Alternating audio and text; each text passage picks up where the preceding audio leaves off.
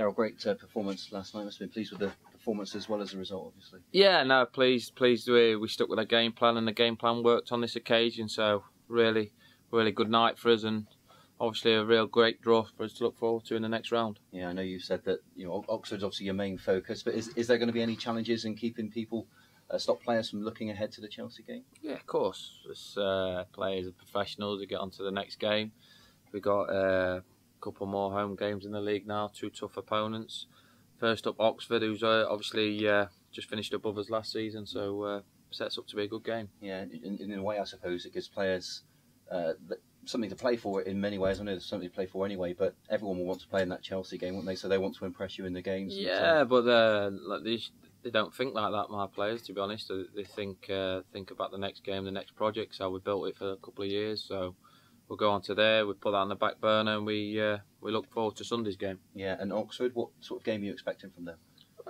They play good football. Know their strengths and weaknesses. Obviously, we studied them like they've studied us, so should be a good game. We had a couple of great fixtures against them last year. Got beat 1-0 at home. We're a little bit unfortunate, and then we was under the cosh a lot down there. Played some 1-2-1, so I expect a decent free-flowing game of football. Yeah, and you say you both come up together, so two teams that know each other pretty well. Yeah, no, exactly. Obviously, they've lost a couple, but brought a couple in as well. So they're not much different in the two sides. Yeah, and at this stage of the season, form-wise, is it difficult to scout your opponents? Well, it is form-wise. We've only had 2 games, so it's always it's one of those things. It normally takes 8 to 10 games for the league to calm down and see. We want to try and obviously get as many points as we can in these first 10 games and keep trying to improve.